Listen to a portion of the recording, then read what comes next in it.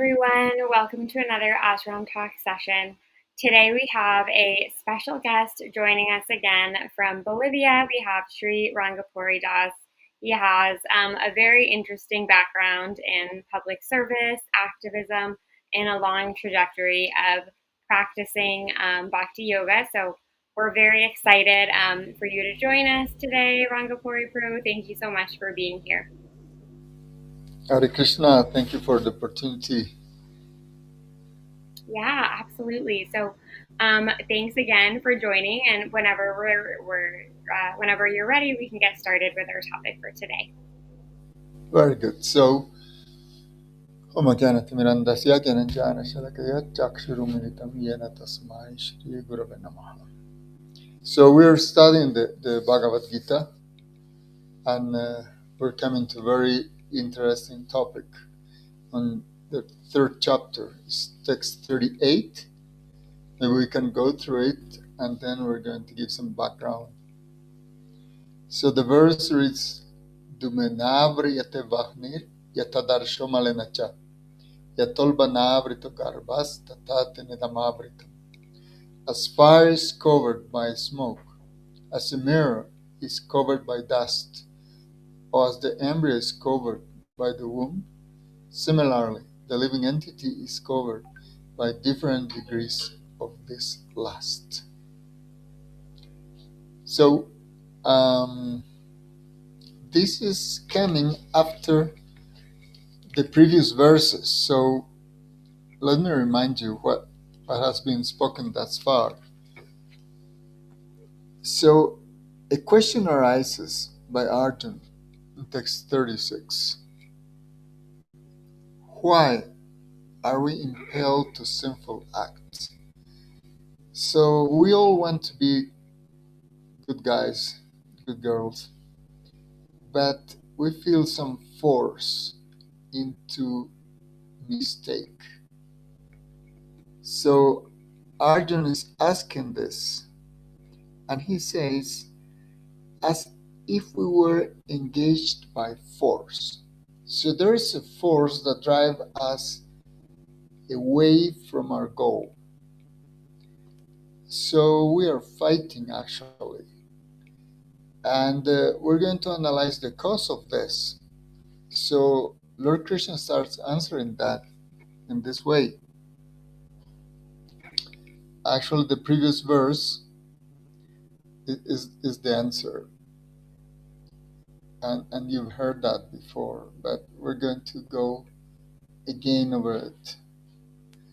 The blessed Lord Krishna, said, it's lust only, Arjuna, which is born of contact with the material modes of passion and later transformed into wrath, and which is the all-devouring, sinful enemy of this world. Okay, now we're going to take a look into the purport of this 38th verse, the 30th verse that we spoke before is this. As fire is covered by smoke, as a mirror is covered by dust, or as the embryo is covered by the womb, similarly, the living entity is covered by different degrees of this lust. In the purport, Srila Prabhupada explains, there are 3 degrees of covering of the living entity by which his pure consciousness is obscured. This covering is but lust, under different manifestations, like smoke in the fire, dust on the mirror, and the womb about the embryo. When lust is compared to smoke, it's understood that the fire of the living spark can be a little perceived. In other words, when the living entity exhibits his Krishna consciousness slightly, he may be likened to the fire covered by smoke. Although fire is necessary where there is smoke, there is no overt manifestation of fire in the early stage. This stage is like the beginning of Krishna consciousness. The dust of the mirror refers to a cleansing process of the mirror of the mind by so many spiritual methods. The best process is to chant the holy names of the Lord. The embryo covered by the womb is an analogy illustrating a helpless position. For the child in the womb is so helpless that he cannot even move. This stage of living condition can be compared to that of the trees. The trees are also living entities, but they have been put in such a condition of life by such a great exhibition of lust that they are almost void of all consciousness. The covered mirror is compared to the birds and beasts, and the smoke-covered fire is compared to the human being. In the form of a human being, the living entity may revive a little Krishna consciousness, and if it makes further development, the fire of spiritual life can be kindled in the human form of life. By careful handling of the smoke in the fire can be made to blaze. Therefore, the human form of life is a chance for the living entity to escape the entanglement of material existence. In the human form of life, one can conquer the enemy, lust, by cultivation of Krishna consciousness under able guidance. Okay, so we can use an analogy. You know, a fisherman gets the fish using a bait, and the fish, you know, thinks that he's going to enjoy the bait, but actually behind the bait is the hook. So he's doomed by that. So this world is a trap. So we're trapped in this world. And there's a bait used for that, and that bait is pleasure. So we're offered something pleasurable, and then we munch the bait. But as soon as we do so, we're trapped in the hook. It's interesting, but I don't know in the UK, but in the US, they use an expression for a prostitute that's called hooker. So man is looking at an attractive woman, and then he's hooked. He's hooked into a life that will be miserable, because after getting a little pleasure or whatever, he's going to suffer.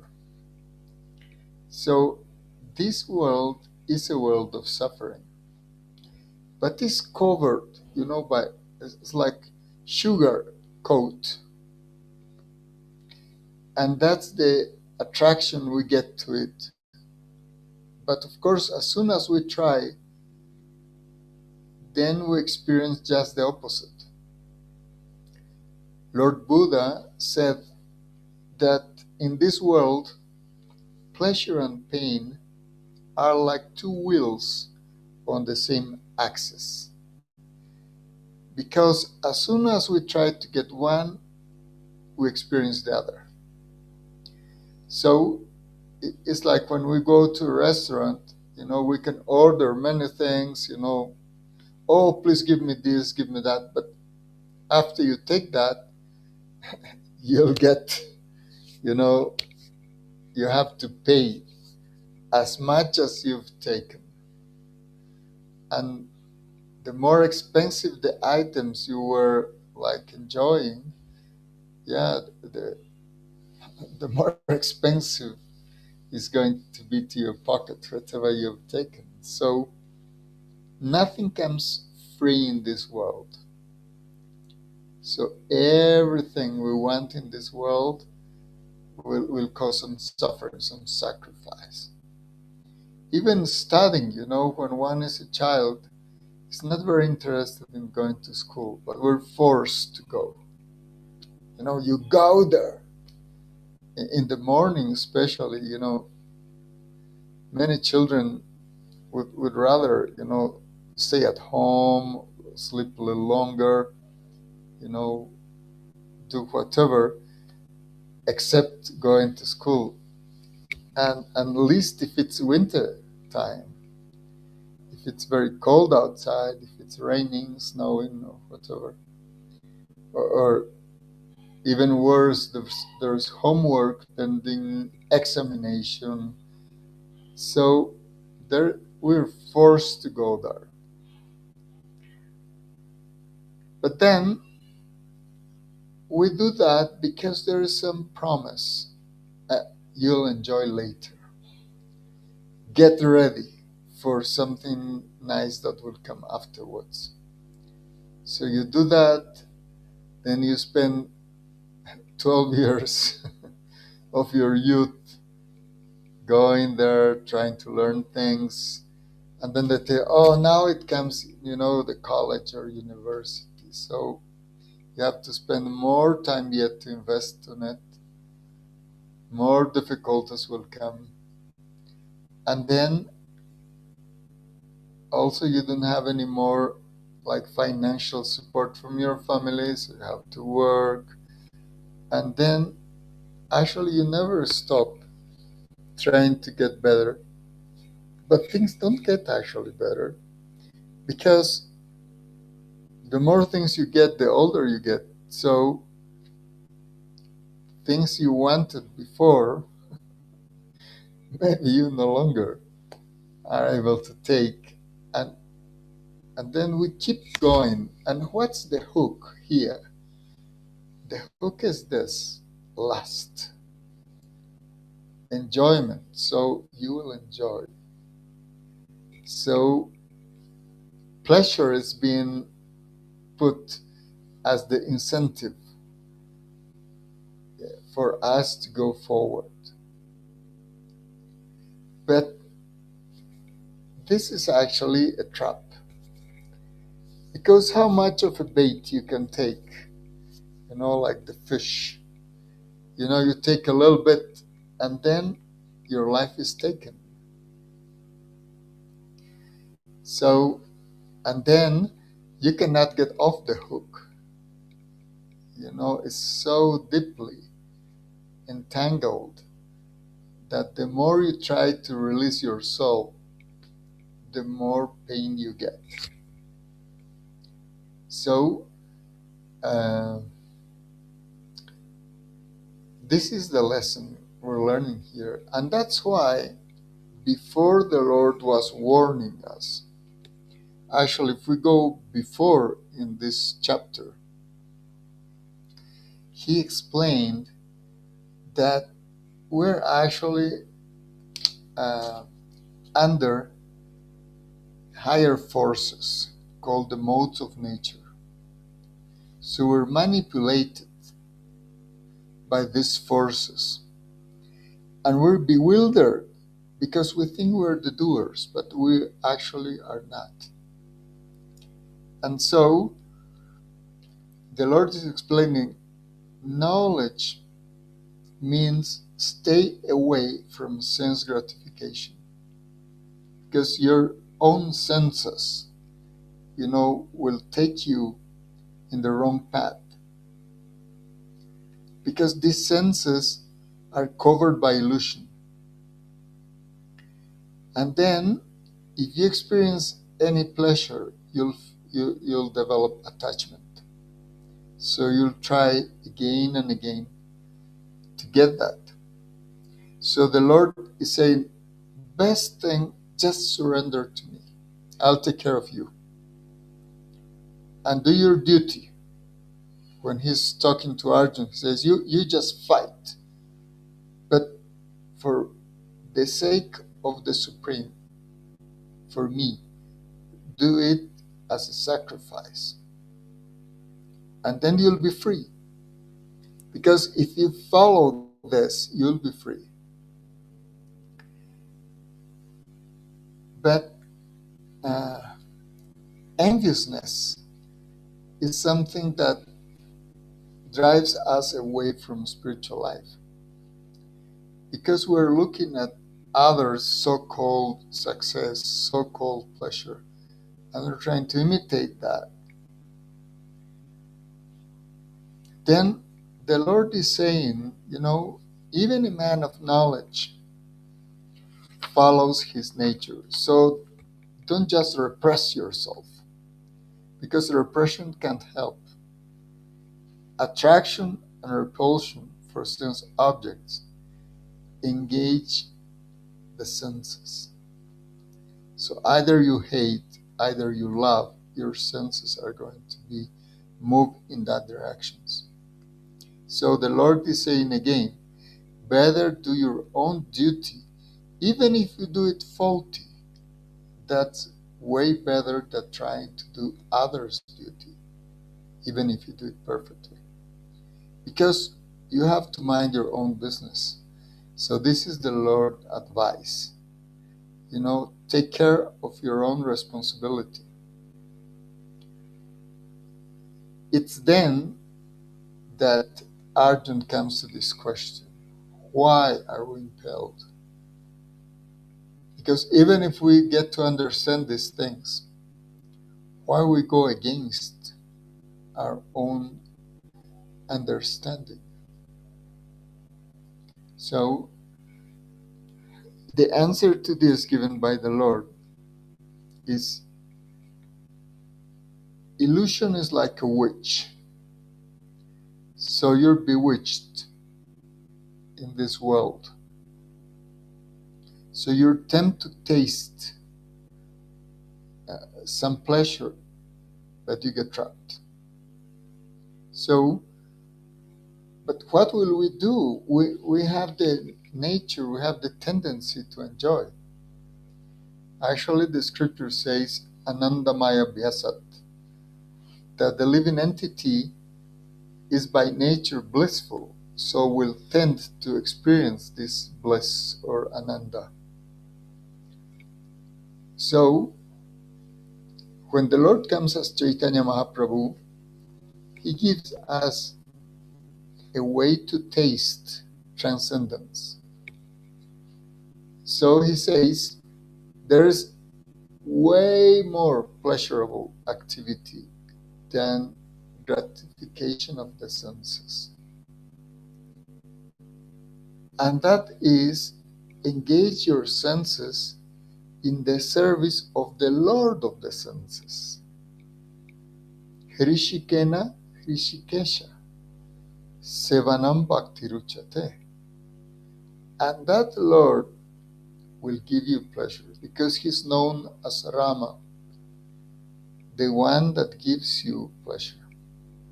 And he's known as Krishna as well. He's the most attractive. So everything you're wandering uselessly in this world, looking for pleasure, for attraction, for things like that, but then you're trapped. But if you try to serve the Lord of the senses, then you'll get all that, but you'll get real pleasure. So even if you just chant the name of the Lord, for example, we're given advice to chant Hare Krishna, Krishna Krishna, Hare Hare, Hare Rama, Rama Rama, Hare Hare. The Lord has explained that if we get rid of our offenses, we'll develop a taste, very deep taste. So Chaitanya explains that this chanting, Chetodarpanamarjanam, will clean your consciousness, will clean the mirror of the mind. Then Bhava Mahadavagni Nirvapanam will put an end to the fire of anxiety.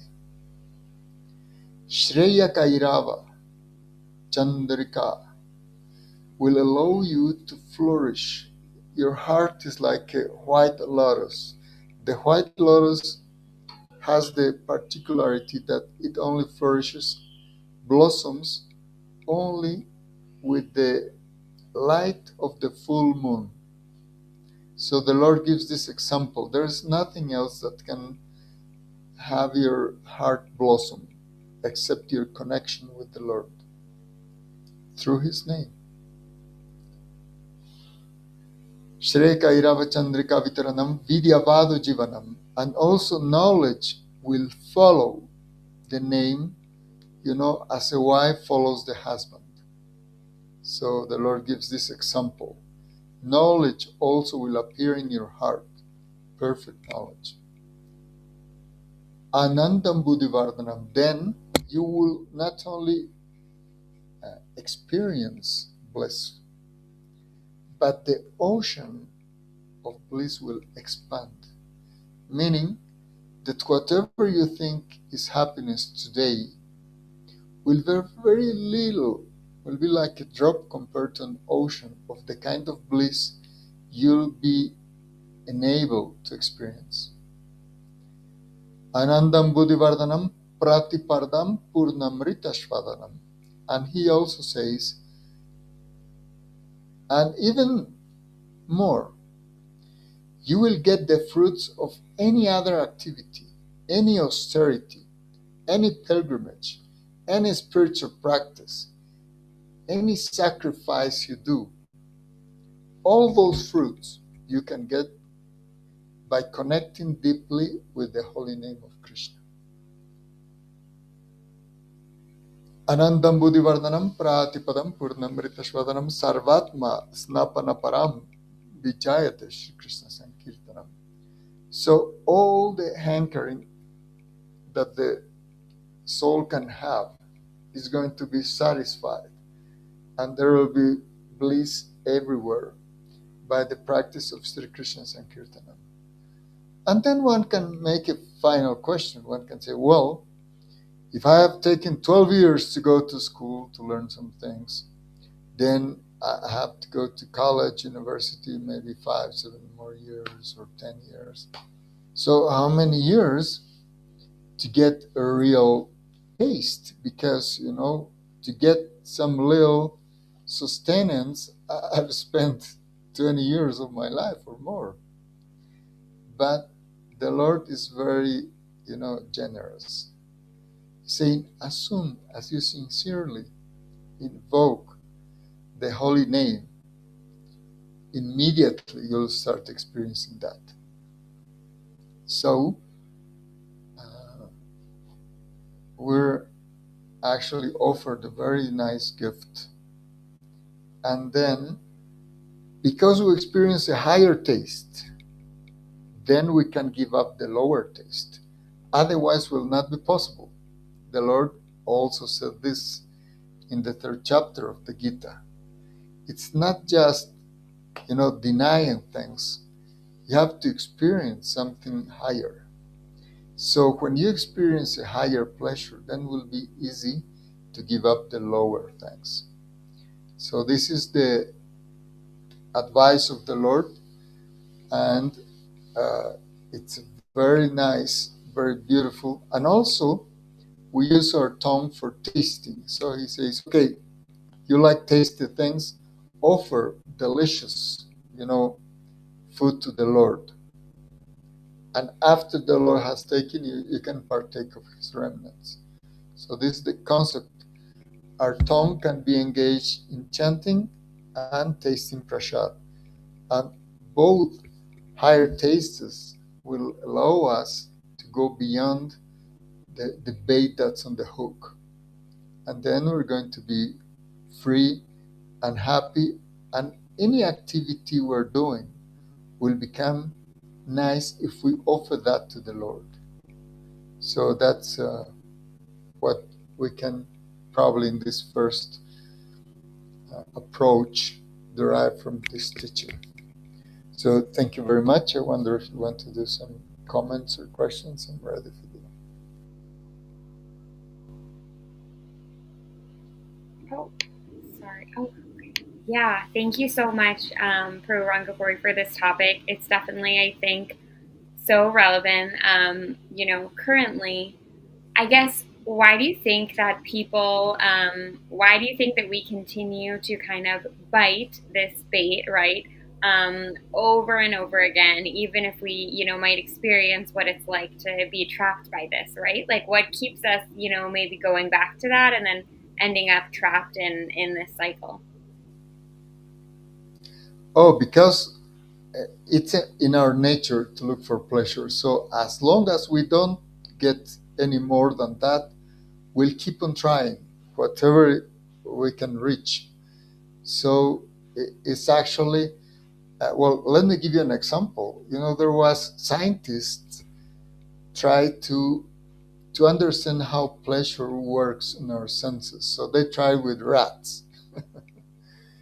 So there was a rat that was trained to push a button, and when pushing a button, some uh, uh, they devised some sex pleasure in the rat. Uh, so the rat kept pushing, to experience that, but was never ending. So that very same day, the rat passed away. So because that can deprive from all your energy, and then you can lose all the energy you have for this lifetime in one day. And many people actually, has this tendency, if if there is a possibility to enjoy more, let me do, as much as I can. And then you get disease, then you get, so many problems because we get attached to whatever is available to us. That's why in the Vedic culture, especially when one is young, in the school age, it's advised to be trained in a gurukul, where actually you follow a discipline. Because if you're not given a discipline, if you're not given some limits on the explosion of your senses, you'll just be lost. So you need to master your senses to control your mind. And all this has to be done under the supervision of somebody that's more experienced. So that's why the Vedic culture is important. Nowadays, they allow students to do whatever they want and they get lost. You know, they regret, actually. And there are examples of that. They regret why I didn't learn when I was younger. Now I cannot. Now I'm lost. I'm hooked now. What to do? So we have to be reminded that the Vedic culture is actually an invention of the Lord Himself. The one that created this world, the one that created everything, knows the way in and the way out of this world. So that's the importance of the Vedic scriptures. That's why we study this Bhagavad Gita so carefully. That's why we follow so carefully these teachings, because those are given by the perfect person. Yeah. Yeah, thank you so much for sharing that. I think this is a great way for all of us to reflect on, if there is something that's keeping me kind of trapped in a pattern or in a cycle, what is the bait that's behind that, right? Like, where do I keep going that's leading to that result? So I think that's a really important reminder, and we thank you for that. We also have a very nice comment from Colleen. Bewitched by illustration or illusion. Lovely class, beautiful analogies. Thank you so much for a wonderful class. We'll listen to this often. Yeah, this is definitely a class I think that we can, listen to often when we're looking for that reminder. So that's been very helpful. Thank you so much. Well, thank you indeed, and thanks, Colleen, for being so generous and asking this nice, doing these nice comments. Hare Yeah, Krishna, yes. Thank you Dandavat. so much for joining us, everyone, and we look forward to seeing you again soon, Monday at 7:30 p.m. Eastern Standard Time. Jai.